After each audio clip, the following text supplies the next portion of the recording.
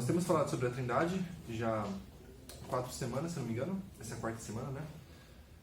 Na primeira semana nós definimos algumas afirmações básicas sobre a Trindade, aquelas 7 afirmações sobre as quais nós falamos na primeira aula.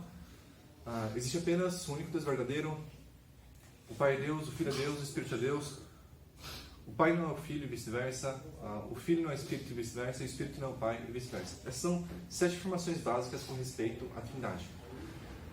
Depois, na segunda aula, nós falamos especificamente sobre a pessoa de Jesus Cristo. As 3 pessoas da Trindade sempre foram Deus e sempre serão Deus. Não houve sequer um único segundo ou milésimo segundo na história em que uma das pessoas da Trindade tenha deixado de lado a sua divindade. Nós falamos mais especificamente sobre o ministério terreno do Senhor Jesus Cristo, já que algumas pessoas tendem a dizer que Jesus, durante o seu ministério aqui na Terra, teria se esvaziado da sua divindade e teria vivido não como um Deus aqui na Terra, mas simplesmente como um homem. E nós vimos que, do ponto de vista bíblico, isso não é verdade. Jesus sempre foi Deus e ele não pode deixar de ser Deus, porque Deus não pode deixar de ser Deus. Tá? Deus sempre será o que foi por toda a eternidade. Depois, na semana passada, aliás, na semana retrasada, nós começamos a falar sobre a Trindade no Antigo Testamento. E nós começamos a falar sobre aquela figura enigmática que aparece em diversas passagens no Antigo Testamento, chamada o Anjo do Senhor. Lembra disso? Ótimo. Hoje eu quero falar um pouco mais sobre o Anjo do Senhor, considerando outros textos do Antigo Testamento. Tá bom? Abram suas Bíblias, primeiramente, no capítulo 33 do livro de Êxodo. Êxodo, capítulo 33.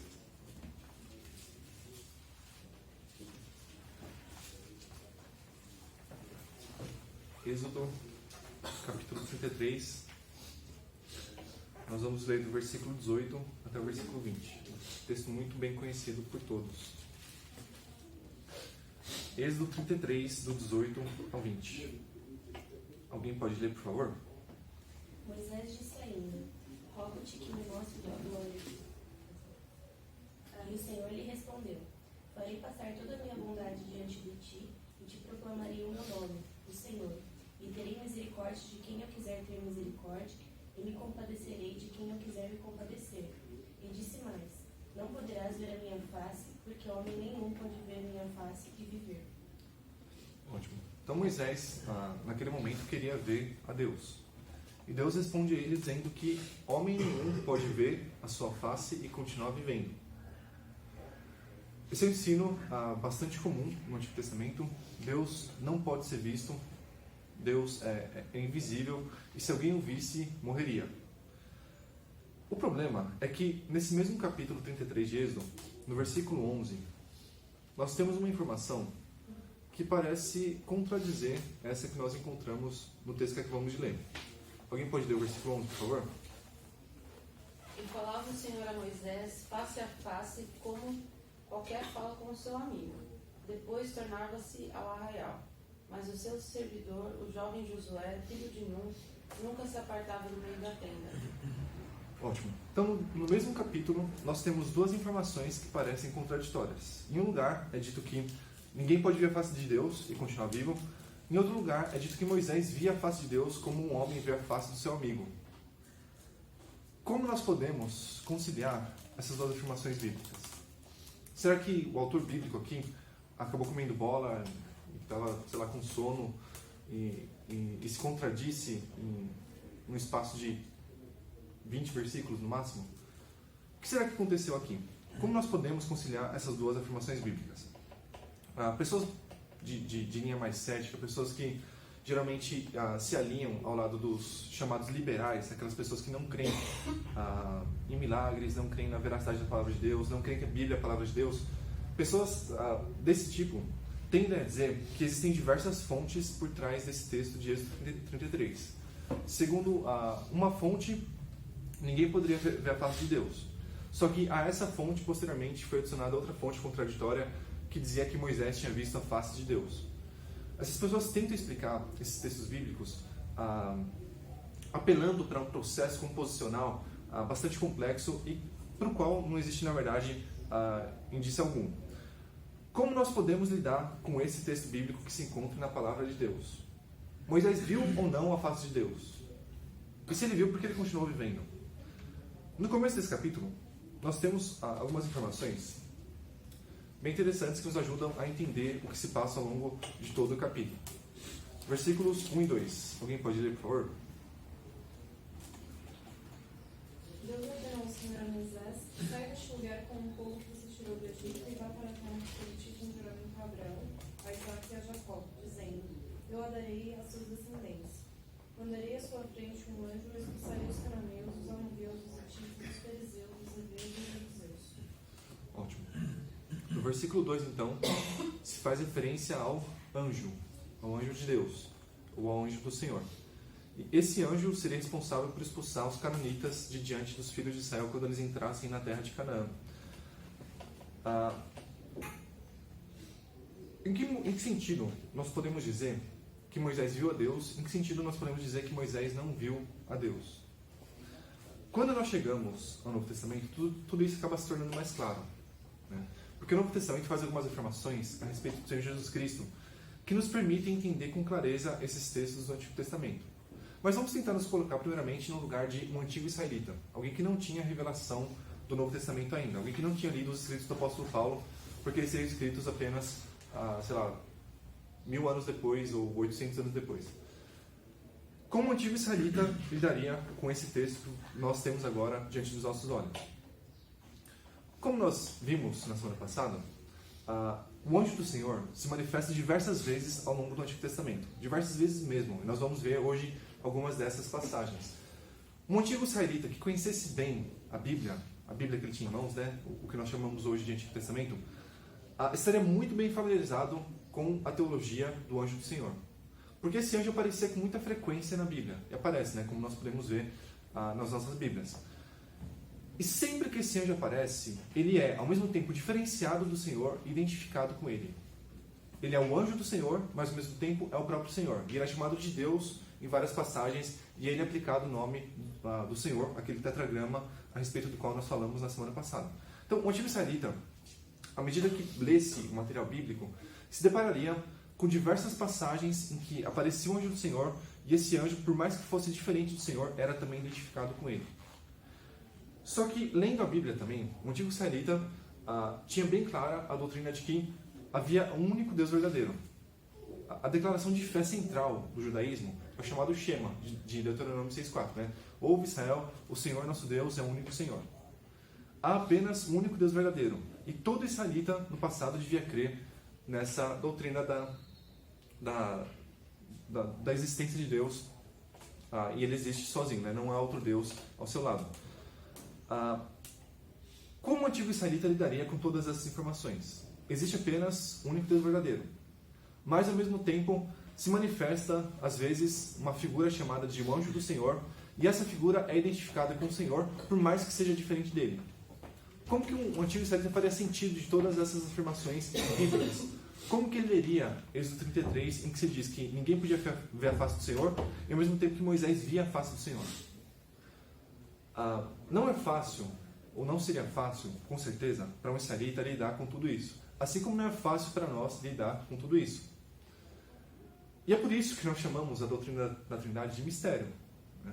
Porque ela supera em muito a nossa capacidade de compreensão. Nós não podemos entender plenamente o ser de Deus. Mas, ao mesmo tempo, nós devemos buscar crer em todas as afirmações que a Bíblia faz a respeito de Deus. Deus é único, né? Existe apenas um único Deus verdadeiro. O Senhor é Deus. Ouve, Israel, o Senhor nosso Deus é o único Senhor. Mas, ao mesmo tempo, o anjo do Senhor também é Deus. Por mais que seja distinto de Deus. Quando, então, uma pessoa no antigo Israel lesse Êxodo 33 e visse essa menção ao anjo do Senhor logo no começo do capítulo, ela falaria, bom, aqui nós temos uma figura que é diferente de Deus, mas que é o próprio Deus. Quando ela lesse, então, no versículo 11, que Moisés via a face do Senhor, ela imediatamente pensaria, é impossível que um ser humano veja a face do Senhor, porque ninguém pode ver a face do Senhor e continuar vivo. Portanto, se Moisés via a face do Senhor, ele só pode ver a face do anjo do Senhor. Porque o anjo do Senhor se manifesta em forma visível, em forma humana. Quando uma pessoa vê o anjo do Senhor, ela vê diante de seus olhos uma figura humana. Um humano perfeito, não um humano reluzente, não um humano com uma auréola ao redor da cabeça, não um humano com asas, um ser humano perfeito. Quando uma pessoa vê o anjo do Senhor, ela vê uma figura humana. Então, se Moisés via o anjo do Senhor, conforme o versículo 11, se ele via o Senhor, conforme o versículo 11, ele estava certamente vendo o anjo do Senhor mencionado no início do capítulo. Então, no versículo 20, vem a afirmação de que ninguém pode ver a face de Deus e continuar vivo. Como se pode entender essa afirmação? Só se pode entender essa afirmação do versículo 20 se nós considerarmos que dentro da divindade existe uma pluralidade de pessoas, uma sociedade de pessoas, para utilizar uma expressão mais clássica, né? Ao mesmo tempo, nós podemos ver a Deus em um sentido e não podemos ver em outro sentido. Em que sentido nós podemos ver a Deus? No sentido de que Deus se manifesta em forma visível e humana. E é isso que o Antigo Testamento chama de o anjo do Senhor.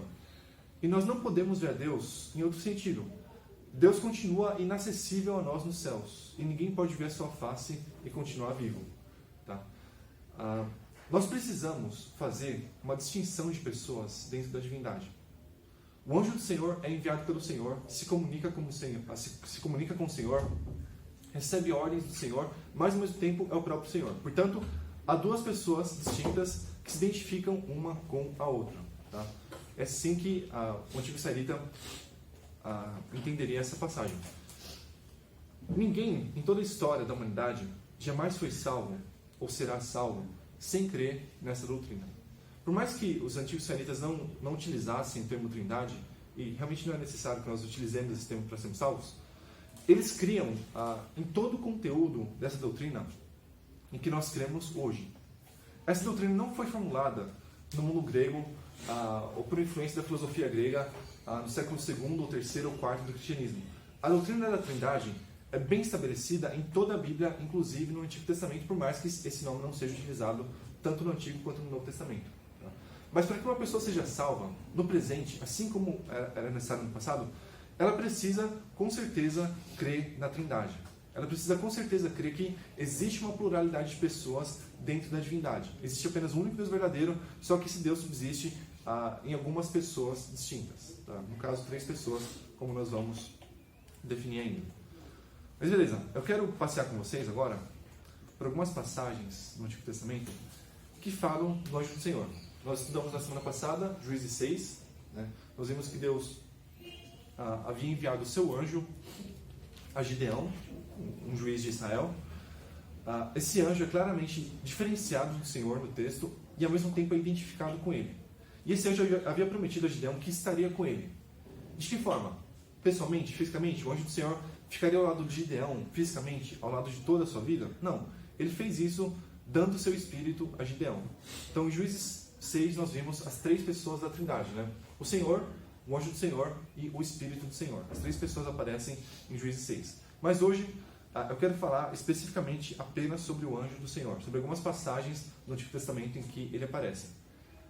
Antes disso, vocês têm alguma dúvida sobre Êxodo 33? O anjo do Senhor é o mesmo anjo do Senhor do Apocalipse? Sim, diz o anjo do Senhor. Não. Sim. No caso dos capítulos 2 e 3 de Apocalipse, o anjo é uma referência a Jesus. E esse anjo do Senhor é Isso. Eu vou argumentar que esse anjo do Senhor é Jesus. Ótimo. Só para deixar claro, a Bíblia se refere a diversos anjos, né? Mas no Antigo Testamento, a expressão o anjo do Senhor é uma referência a um ser que aparece na forma humana, só que ao mesmo tempo é identificado com Deus. Mas o Antigo Testamento também faz referência a outros anjos, né? Por exemplo, no livro de Daniel, que nós estudamos 2 anos atrás, foi isso? Menos do que isso, não sei. No livro de Daniel, nós vemos referência ao anjo Gabriel, por exemplo. O Novo Testamento faz ainda outras referências a anjos, quando Jesus ressuscitou, 2 anjos se colocaram dentro da sua tumba. Certo? Existem anjos, portanto, que compõem a corte celestial de Deus, só que existe esse anjo do Senhor, que sempre é apresentado na Bíblia como o anjo do Senhor, o mensageiro do Senhor, que claramente é identificado com Deus. Então nós precisamos fazer distinção entre esse anjo e os demais anjos. Certo? Beleza, abram suas Bíblias em Gênesis capítulo 16.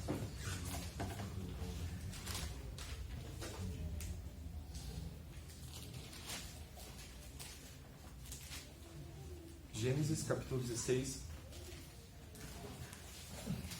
Nós vamos ler do versículo 7 até o versículo 14. Gênesis 16, do 7 ao 14. Eu vou ler o primeiro versículo, aí eu vou pedir para a Bárbara o segundo, aí o terceiro, o quarto, e assim sucessivamente. Gênesis 16, do 7 ao 14. E o anjo do Senhor achou Agar, no caso, junto a uma fonte de água no deserto, junto à fonte no caminho do sul. E disse: Agar estava de Sarai, de onde vens e para onde vais? E ela disse: Venho fugida da face de Sarai, minha senhora. Disse-lhe o anjo do Senhor: Volta para sua senhora e humilha-te sobre as mãos dela. E o anjo do Senhor acrescentou: Multiplicarei tanto a tua descendência, de modo que de tão numerosa não poderá ser afetada. E o anjo do Senhor disse a ele: Estás grávida e terás um filho, e quem chamarás Ismael, pois o Senhor ouviu tua aflição. Ele será como um jumento selvagem entre os homens, a sua mão será contra todos, e a mão de todos contra ele, e habitará na presença de todos os seus irmãos. E ela chamou o nome do Senhor, que com ela falava: Tu és Deus que me vê, porque disse: Não olhei eu também aqui para aquele que me vê? Por isso, o poço que fica entre Cades e Bered, chamado de Beer-Lai-Roi. Isso. Bom, nesse texto, quem se coloca diante de Agar para falar com ela? O anjo do Senhor. O anjo do Senhor. E o anjo do Senhor aparece, como sempre, como uma figura humana. Tá? Ele passa a conversar com Agar e faz algumas promessas a ela. Promessas de que a sua descendência seriam numerosas e dá algumas ordens para ela também, dizendo que ela deveria se humilhar diante de Sarai, sua senhora. Só que no versículo 13 é dito o seguinte: E ela chamou o nome do Senhor, que com ela falava: Tu és o Deus da vista. Quem estava falando com ela, segundo o texto, era o anjo do Senhor.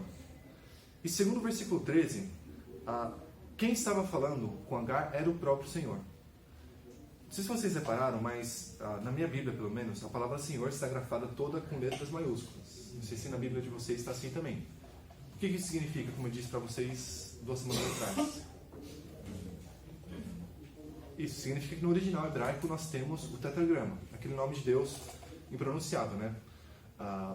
Quando Deus se revela a Moisés, em Êxodo 3, ele se revela como o Senhor.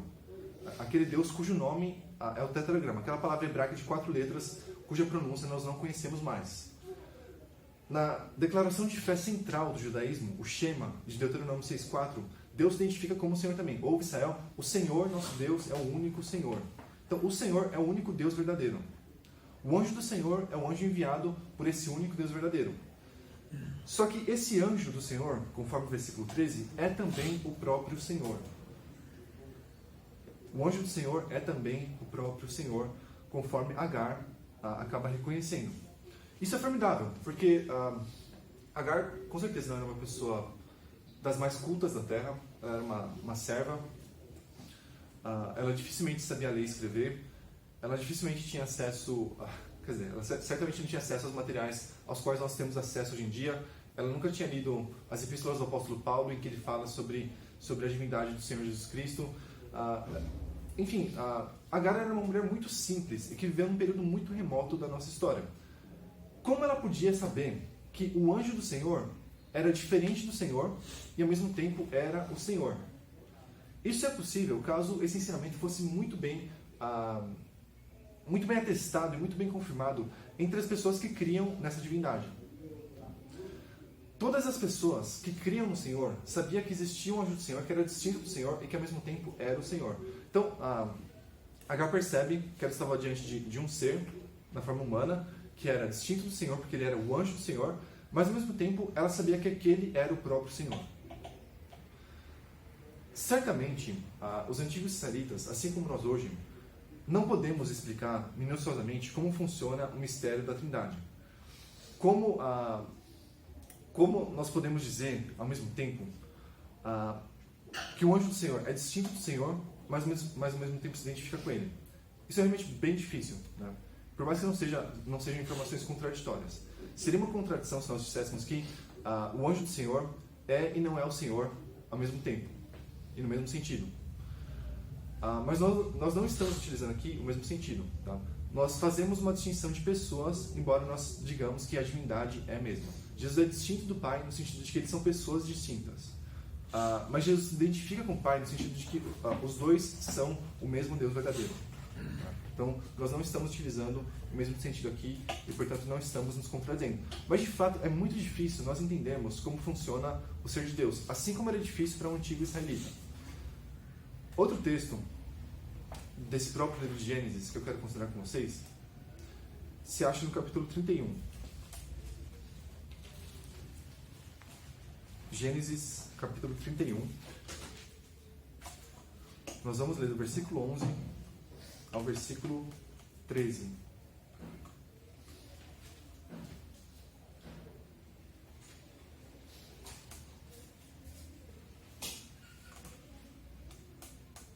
Alguém pode ler, por favor? E o anjo de Deus me disse em sonho: Jacó. Eu respondi: eis-me aqui.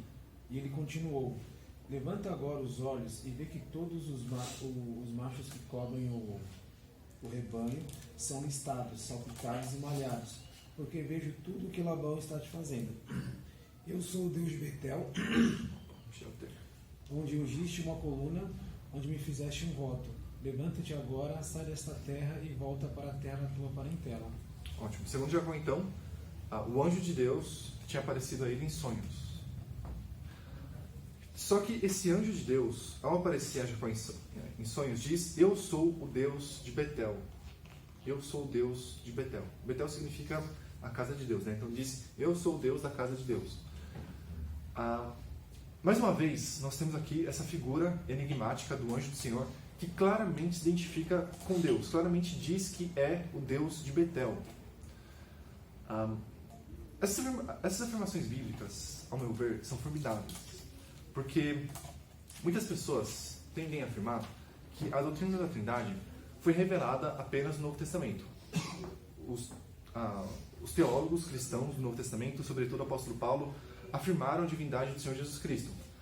Só que essa seria meramente uma doutrina originada no Novo Testamento. E algumas pessoas dizem que essa doutrina, na verdade, se originou ao longo da história da Igreja, por volta dos séculos III e IV. E, na verdade, nós estamos vendo textos no Antigo Testamento, textos antiquíssimos, em que o anjo do Senhor se identifica com Deus, sendo que, conforme o Antigo Testamento, havia apenas um único Deus verdadeiro. Nós não estamos tratando, portanto, de dois deuses diferentes. Nós estamos tratando de duas pessoas diferentes que, ao mesmo tempo, são Deus. Tá? E o Novo Testamento vai chamar essas pessoas de Pai e Filho, ou Deus e Jesus. Tá? Beleza. Capítulo 32 de Gênesis, do versículo 24 ao 30.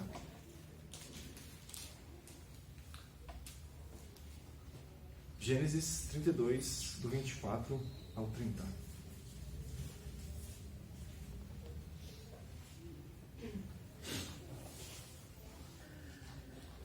Alguém pode ler esse texto, por favor? Um texto muito famoso também.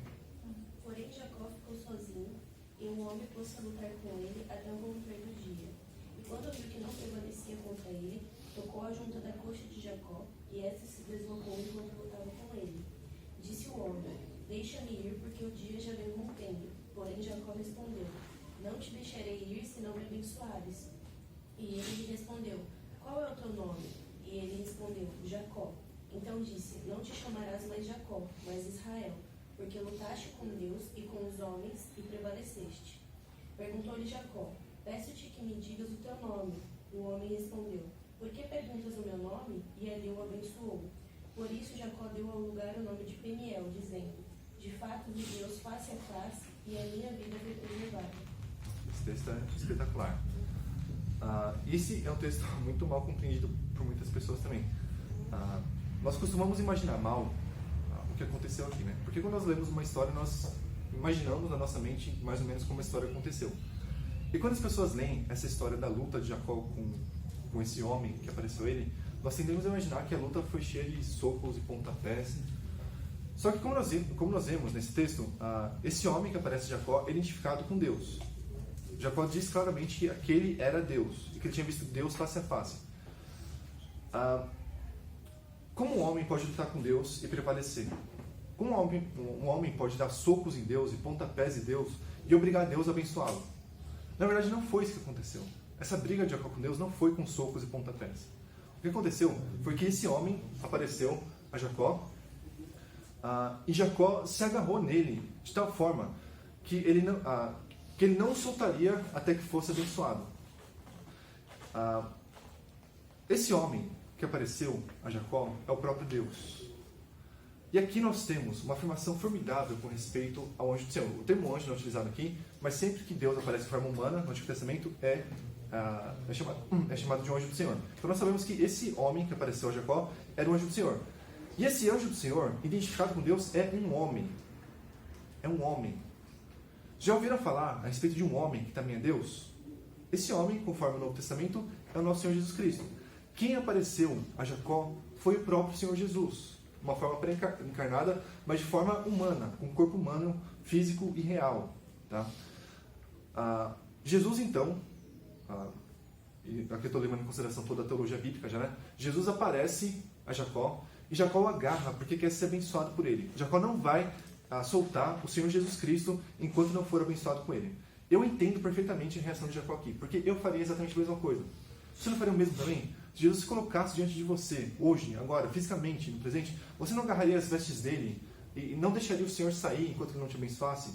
Você não se jogaria aos seus pés e seguraria a sua perna, tentando evitar que Jesus o abandonasse, que Jesus se fosse da sua presença? Certamente essa seria também a nossa reação, caso nós amássemos o Senhor como Jacó amava. E no versículo 30, Jacó diz: eu tenho visto Deus face a face e a minha alma foi salva. Segundo o Antigo Testamento, ninguém pode ver Deus face a face. Embora nós temos visto em Êxodo 33 que Moisés viu Deus face a face, e agora é dito que Jacó viu Deus face a face. Mas esse Deus que se revela face a face é um homem. Deus se revela na forma humana a seres humanos, e esses seres humanos que o veem continuam vivos. Isso é formidável, realmente formidável. Porque quando nós chegamos no Novo Testamento, quando nós estudamos a teologia cristã bem estabelecida ao longo de toda a história, nós fazemos distinção entre Deus o Pai e Deus o Filho. Nós vemos Deus o Filho, mas não podemos ver a Deus o Pai. Paulo diz em Colossenses 1 algo muito interessante que nos ajuda a entender bem esses textos do Antigo Testamento. E eu peço a vocês que abram juntamente comigo as suas Bíblias em Colossenses capítulo 1. Nosso foco hoje é o Antigo Testamento, mas há alguns textos do Novo Testamento bem interessantes que nós vamos também considerar.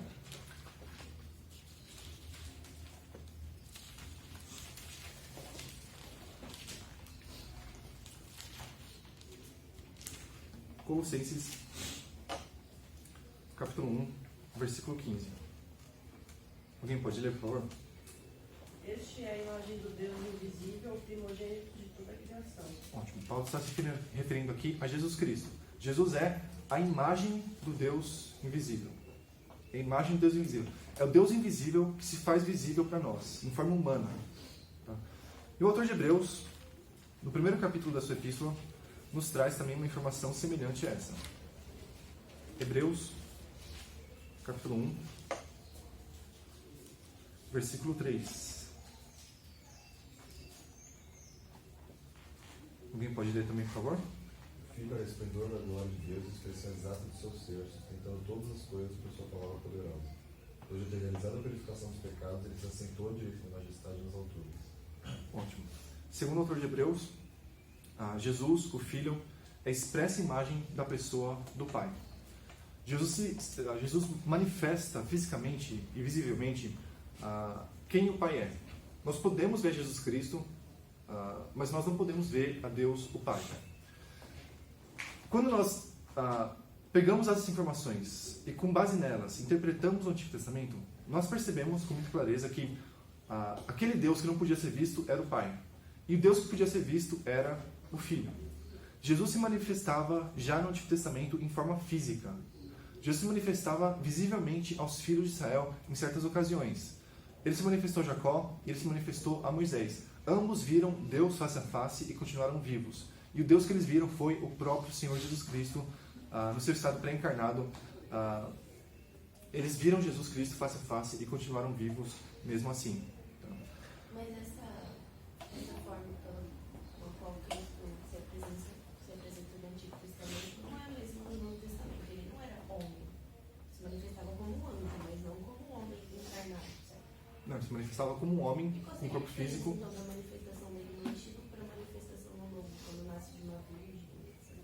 Sim. No Antigo Testamento, ele simplesmente aparece, né? Não diz qual é a origem exatamente dele. Ele só é identificado como Deus. Isso. Então, qual seria a diferença? No Antigo Testamento, Jesus não nascia, não aparecia como alguém nascido de uma mulher. No Novo Testamento, ele se encarna e vive como um ser humano perfeito. Ele é gerado na barriga de uma mulher, na barriga de Maria, cresce como menino, aprende a falar, aprende a andar, aprende a ler, aprende a escrever, aprende, enfim, todas as coisas que nós aprendemos. Ele vai se desenvolvendo, vai crescendo, vai se tornando uma pessoa cada vez mais sábia, cada vez mais inteligente, assim como cada um de nós. Ele viveu perfeitamente como homem, seguindo todas as etapas da nossa vida. No Antigo Testamento, Jesus Cristo aparecia de forma humana. De alguma forma que o Antigo Testamento não revela, nem o Novo Testamento, Jesus adquiria um corpo físico, e ele pode fazer isso perfeitamente, porque ele é Deus, né? Nada é impossível para Deus. Jesus adquiria um corpo físico e se manifestava com esse corpo físico humano e perfeito a certos homens e mulheres no período do Antigo Testamento, antes dele encarnar, antes dele vir ao mundo executar a obra que o Pai tinha confiado a ele. Mas ele aparecia como homem, como nós vemos claramente nesse texto de Gênesis 32. Quem lutou com Jacó foi um homem. Foi um homem. E esse homem é reconhecido por Jacó como sendo o próprio Deus. Ele diz que havia visto Deus face a face. E esse Deus que ele viu era um homem. Tá bom? E é formidável, realmente, quando nós temos essa visão global das Escrituras, porque nós percebemos que Jesus estava ao lado do seu povo já no Antigo Testamento. O anjo do Senhor aparece não apenas esporadicamente a alguns homens, como Jacó, como Moisés, como Gideão. É dito também que o anjo do Senhor esteve com Israel na sua saída do Egito. E foi ele que conduziu Israel na sua marcha pelo deserto. Foi o próprio anjo do Senhor que fez isso. Quando Israel atravessou o Mar Vermelho, foi o anjo do Senhor que o conduziu até lá. Depois o anjo do Senhor se colocou na retaguarda do acampamento israelita e começou a ferir os egípcios. Um homem sozinho, um anjo do Senhor, feriu os egípcios. Se você olhasse para o anjo do Senhor, você veria um homem. Tá? Como eu disse para vocês. Vocês não veriam um ser com asas, um ser resplandecente, um ser que planava ao invés de andar, um ser cujos pés não tocavam no chão. Você não veria um ser com uma auréola na cabeça. Você veria um homem perfeito. Um homem com 2 braços, 2 pernas, com corpo físico.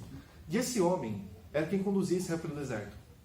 Esse homem sozinho fez um estrago enorme nos exércitos de Faraó. Ele sozinho. Esse homem era o próprio Jesus no seu estado pré-encarnado. Jesus sempre esteve ao lado do seu povo e sempre vai estar. Tá? Oi. Que a gente pode concluir também, então, que Jesus é eterno, porque ele não passou a existir no momento em que ele foi concebido numa virgem, mas ele Exatamente. já era. Né? Exatamente. Aliás, esse é outro erro bem comum. Né? Algumas pessoas imaginam que Jesus passou a existir no momento da encarnação.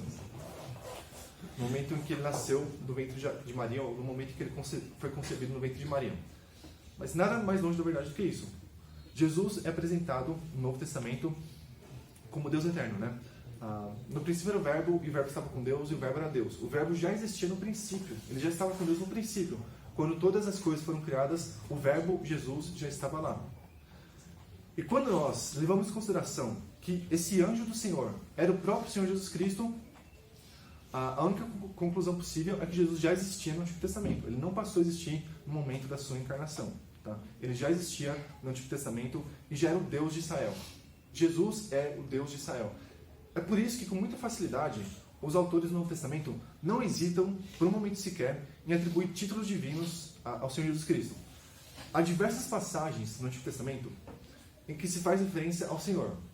E o termo Senhor aqui é o tetragrama, aquele nome de Deus. Os autores do Novo Testamento não pensam duas vezes em aplicar passagens que fazem uso do termo Senhor a Jesus. Por quê? Porque eles reconhecem que Jesus é o anjo do Senhor manifestado no Antigo Testamento. Jesus é aquele homem que se colocava junto de Israel, junto de certos personagens do Antigo Testamento, e estava com eles, e os abençoava, e lutava por eles, e cuidava deles. Jesus é esse anjo do Senhor manifestado no Antigo Testamento. Tá certo? Bom, há outras passagens ainda que eu quero considerar com vocês. Deixa eu ver que horas são. 10:03. Deixa eu selecionar algumas aqui. Então. Tá. Abram suas Bíblias em Gênesis 22. Nós vamos ler do versículo 11 até o versículo 18.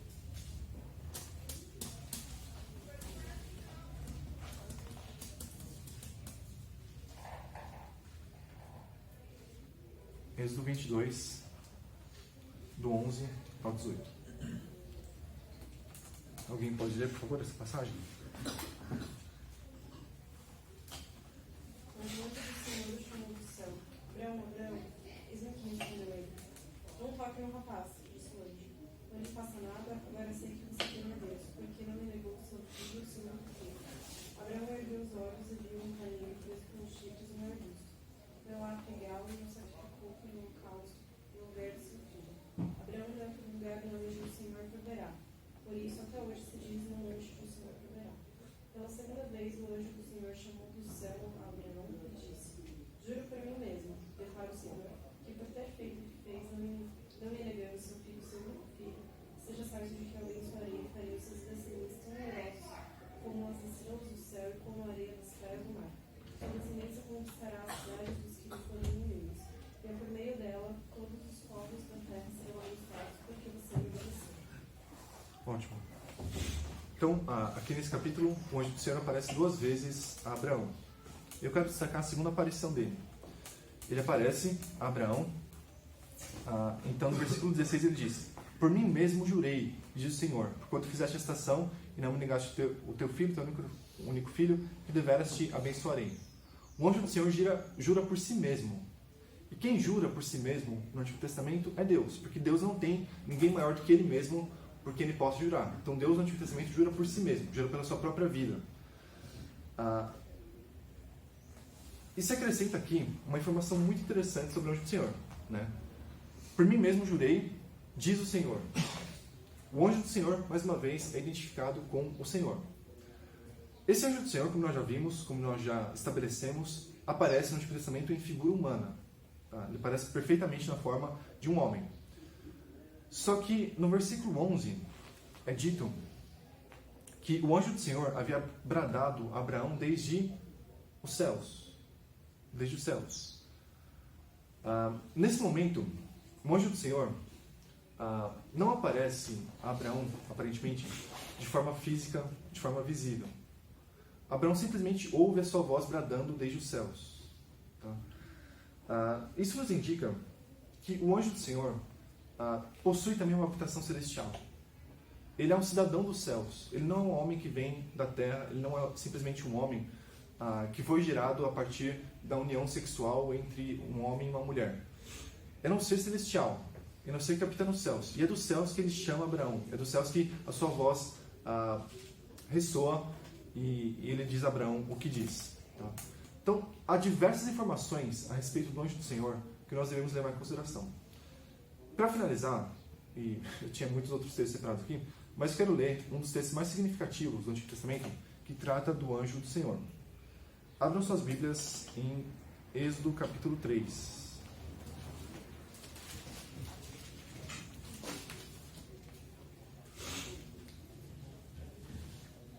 Êxodo capítulo 3. E eu posso que muitos de vocês não tinham percebido algo muito interessante nesse texto até hoje. Êxodo capítulo 3, eu vou ler os primeiros versículos do capítulo aqui.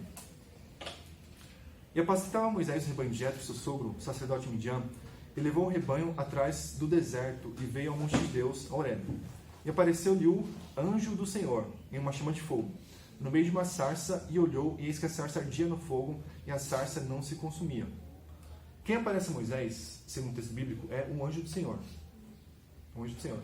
E esse anjo do Senhor, que é um ser humano, aparece no meio de um fogaréu.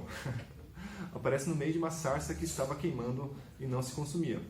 Ou seja, por mais que seja um ser humano, é um ser humano especial. É um ser humano que consegue ficar no meio do fogo e não se queimar. E Moisés disse: agora me virarei para lá e verei esta grande visão, porque a sarça não se queima. E vendo o Senhor que se virava para lá a ver, bradou o Senhor a ele do meio da sarça e disse: Moisés, Moisés. Ele disse: eis-me aqui. E disse: não te chegues para cá. Tira os teus sapatos de teus pés, porque o lugar em que tu estás é terra santa. Disse mais: eu sou o Senhor teu Deus, o Deus de Abraão, o Deus de Isaque e o Deus de Jacó. E Moisés encobriu seu rosto, porque temeu olhar para Deus. O anjo do Senhor aparece no meio da sarça. O anjo do Senhor não morre com o fogo da sarça, mas pelo contrário, ele diz: eu sou o Deus de Abraão, Isaque e Jacó. O anjo do Senhor se identifica com o Deus dos patriarcas. Ele está dizendo claramente: eu sou o Deus que vocacionou Abraão. Eu sou o Deus que fez as promessas a Isaque e Jacó. Eu sou o Deus que prometeu a Israel possuir a terra de Canaã. Eu sou o Deus que disse a Abraão: em ti serão benditas todas as famílias da terra. Eu sou esse Deus. E sou eu que estou aparecendo aqui a você em forma humana. Você está vendo Deus face a face, por mais que Deus não possa ser visto face a face. E Moisés nesse momento ficou apavorado. Ele teve medo de olhar para aquele anjo do Senhor face a face, porque ele teve medo de morrer. Mas ele não morreu. Ele viu Deus face a face e continuou vivo. Por quê? Porque quem se manifestou a ele foi Jesus Cristo, a segunda pessoa da Trindade, o Deus eterno, o Deus que se fez carne e habitou entre nós, a expressa imagem do Deus invisível. Tá?